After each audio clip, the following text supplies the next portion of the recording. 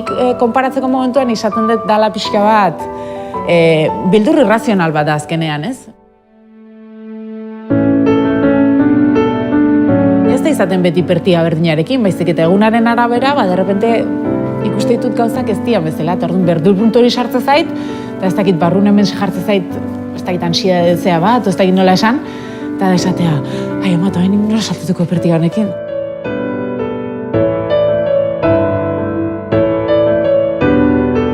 Saltatutena nire bizitza guztian, arazorik gabe, eta kontrolatzen dutena gainea, baina batzutan pasatzen zait hori.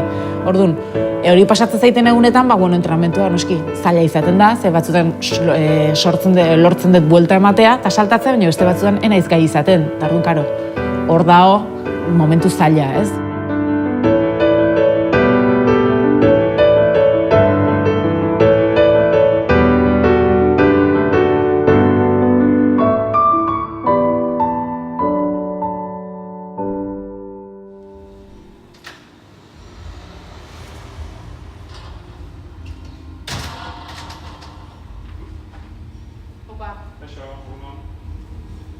La pérdida es un deporte complejo, además es un deporte que intimida, que tiene un cierto riesgo a la hora de ejecutar el salto. Hay evidencias de que te puedes hacer daño. Ella nunca tiene ningún problema, es difícil hacerse daño, pero el riesgo existe.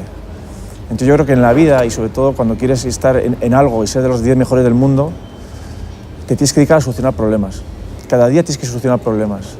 Y es cierto que este año, pues por lo que sea, por esta veteranía, ha venido en nuestra contra, y a lo mejor problemas que había que solucionarlos en el momento, los dejas para el siguiente día y te das cuenta que cuando llega el siguiente día no tienes este problema, tienes este y dos más. Entonces, si quieres ser realmente competitivo y quieres ser excelente y estar entre los mejores del mundo, nunca dejes para el día siguiente lo que tengas que solucionar hoy. Y yo creo que el tema del miedo, de las indecisiones, de las inseguridades que ha sufrido este año ha sido un poco culpa de ella por un exceso de confianza en sí misma y culpa mía por no saberle convencer de la importancia que tenía en ese momento puntual el solventar un problema. Bai, nire buruana da, ez da besteik, eta nik gaina utzi egin diotena, azkenean bildurrak nik uste denoi etortzen zaizkigula, baina uxatu egiten ditugula. Baina nik utzi egin diet afiantzatzen nola baiten ere buruan, eta gero hiekentzea, azkenean ohiturak bezala da, ez? Ohiturak gero eta denboa gehiagoan euki, gero eta gehiago kostatzen zaizkigu kentzea. Eta nik denboa askoz, euki ditut hor nire zea horiek, eta kentzen saiatzen naizenean, bildur horiek edo esatea, gu hemen oso guzta daude. Eta kaso egin dugu denboa baten, oain zeatik ez diguzu egingo, ez?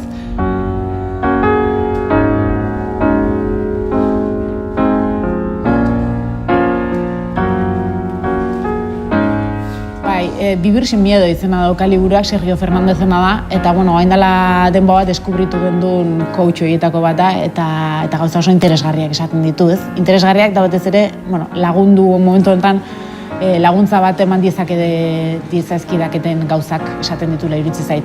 Orduan, kapitulo oso motxak dira eta planteatzen dizkizu kapitulo horietan nola aktuatzen dugun da zergatik edo buruari bueltak ematea zergatik eititu gauzak horrela askotan, ez? Bildurraren inguruan pauta edo laguntza batzuk ematen ditu eta batez ere ze horrek bueltak emateko ez dizkizu, soluzioa, soluzioak zena soluzioak ematen ditula iruditzen zaitez, baina bakoitzarekiko azkenean berak aplikatu behar ditu, norberak aplikatu behar dituen laguntzak dira, baina oso irizpide argiak ematen ditu. Interesgarria, oso interesgarria iruditzen zait liburua. Olimpiar zikloaren azken txanpa, urte zaila izan da Naroa Agirrerentzat. 37 urterekin, beldurrak Donostiarraren bidean gurutzatu dira. Norberak onartzen du, bera izan dela beldur horiek buruan egonkortzearen errudun. Beste behin ere, bere prestatzaile eta senar den Jon Karla Lizeagak bere biziko garrantzi izan du Naroaren ibilbideko arazo nagusienetako bat gainditzeko.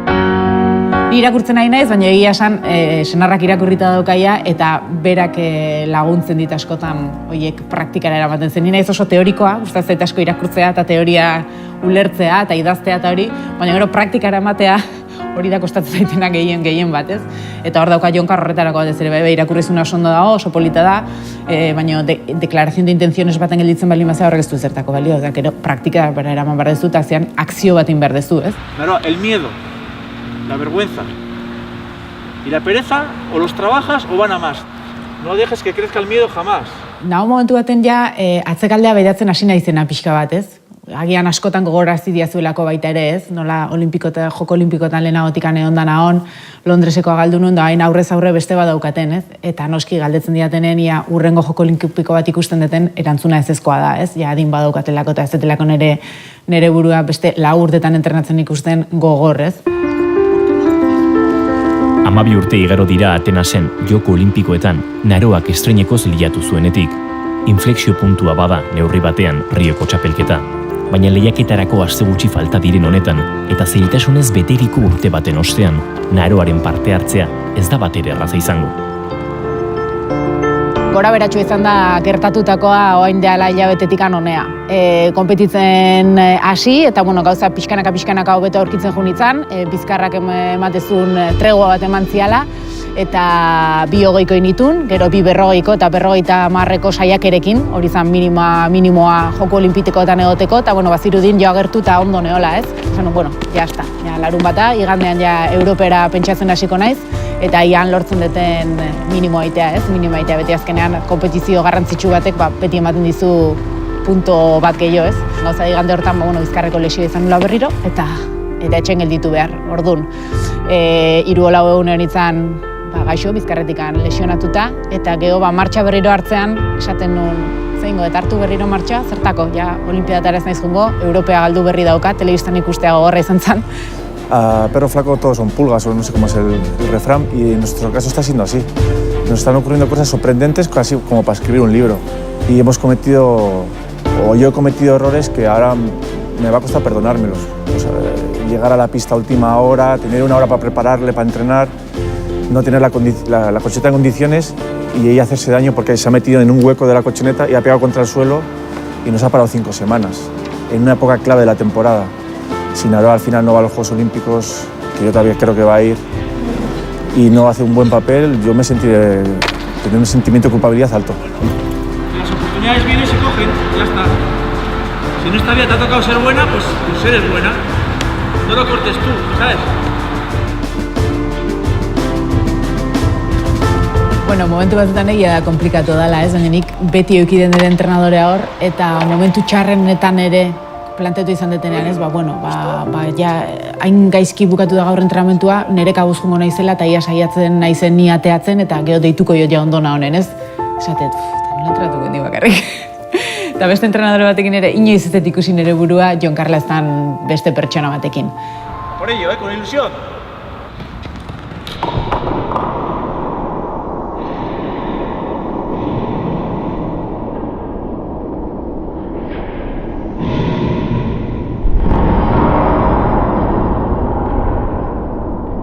Beti esan dut, eta beti nik uste nire karrera deportiboa bukatzeten ere berdin pentsatzen jarraituko detela. Gaur egun ere berriz ere aukera emango baliate Jon Carrekin hasteko edo ez, dudaik gabe behakin hasiko nitzake, eta behakin bukatu nire karrera deportiboa.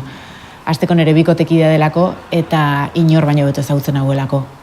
Hori onerako da parte gehien batean, hau da askotan begirada batekin ulertze galako, bagakigulako ze gertatzen da, no ez gertatzen, ez? Parte txiki bat ere badao, txarra dana, eta gauzak ondo bateatzen ez dianean oski moskeo goten da, ez? Bai alde batetik, nire aldetik gai ez naizelako, nahi duten gauzak iteko, eta beste aldetik berak ikusten ez ditulako, ikusi nahi ditun gauzak, ez ateatzen ez dialako.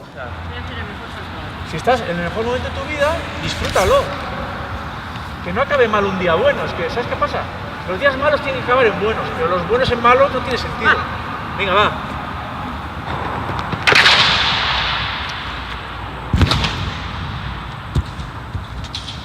Ez dakit nola da hon. Nik egia esan eskertzen dio Jon Carri azkenean beti niri jarraitu izana, ez? Azken erabakia egia da nik hartzen detela, ze saltatzen detena ni naiz, ez? Baina beti apoiatu izan din nire erabakia, ez? Eta laguntza eskatu izan diotenetan, beti etorri danarekin, ez? Azkenean nik erabaki dut jarraitu nahi dut, edo ez dut jarraitu nahi, ez? Bion kontua da, egia da, berak ez esaten baldin badu nik ere ezin detela jarraitu, ez? O entrenadorez aldatu beharko nuke, baina bion kontua da, baina egia da azkeneko erabakia beti nik hartu izan detela. Orduan, ni ikusten baldin banaiz, entrenatzen ondo nabilela, ez dut momentua ikusten ere uzteko. Azkenean, divertitzen nauen gauza baldin bada eta gauza kondo baldin badijoa, zergatik utziko dut, ez? Baina egia da beste alde batzutan, beste alde batetik badaudela momentu batzuk, sufritu iten detena, eta berak ere hori ikusten dut, azkenean, karo, bera honea etorri, eta ni ikusi, alde batetik atleta bezala, eta beste batetik emazte bezala, hemen sufritzen nahola, esan du, zertako ez du merezi, ez? Orduan, bueno, hori lantzen ari gea baita ere, ez? Azkenean sufritzen duten hendia bildur kontuak sartzen dialako. Eta, bueno, egia da, ikusten bali bezu nire trajektoria, denboa desente damaki saltatzen, eta nire garaiko, hau da, ni 2002an hasi nitzanean konpetitzen internazionalki esan dezagun pertigarekin, garai hartako inor ez da gelditzen, pertigistaik ez da gelditzen.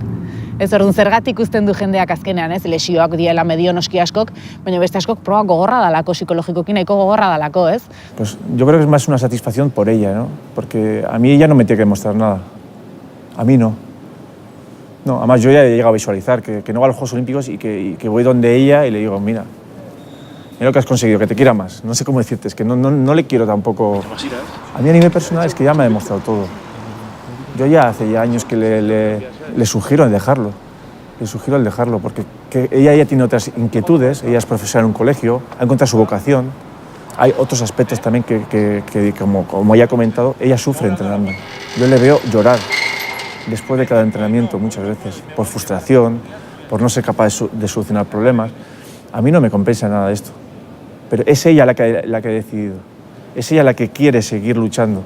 Si consigue su objetivo, yo me sentiré tremendamente feliz por ella, pero de verdad que a mí, o sea, lo que hago todo ya es por recompensa a todo lo que ella me ha dado, porque el sueño el que era pertiguista era yo. Ella hace pertiga porque yo era pertiguista. Ella está haciendo todo lo que yo no logré. Yo quise ser olímpico y no fui olímpico, ella ha sido olímpica. Zalantzan da bere etorkizuna pertika munduan, sentipen eta motivazio kontrajarriak etengabe agertzen dira gure atleta onenetakoa dena Naro Agirreren buruan. Naiz eta aukera oso gutxi dituen, ordezkoen zerrendako marka onena duen horretan, Naroa oraindik Rion egon liteke. Oraindik existitzen den aukera bat, baina Naroak aintzat hartu nahi ez duena. Bai, egia badagola, baina berez ez da, ze 50 minima da eta 32 pertsona sartzen dira, eta gero lista de espera bat bezalako zerbait dago, ez? Azkenean faiatzen bali maute aurrekoek, 50tik berako ligoko lirateke. Gauza da, 50ekin oraindik, 50 minimatik gorako jendea, ontxe bertan ez dakit dian 18 olako zerbait. Orduan, jende askok faiatu beharko luke, ni naiz repeskan lehenengoa, esan dezagun 46, lehengurteko 46ko marka horrekin, hau da, 50ko azkena, eta gero ni naiz 46, eta gero 45, eta atzekoa datozti, ez? Orduan, repeska hortan lehenengoa nahola egia da, baina oso zaila da, ez daude 32, esatzen du, eske bate faiatu ezkio ja ni sartuko nintzateke, baizik eta 50ko marka horrekin, 32garren postuan ez dakit 6, 8 o 10 pertsona dauden. Orduan, ezinezkoa bezala ikusten dut. Remoto zea puntu bat badaon, bai, baina asko faiatu beharko lukete, nik ez dut ikusten. Osa, nila idea naiz, ez naizela sartu gehiago, ezinezkoa da.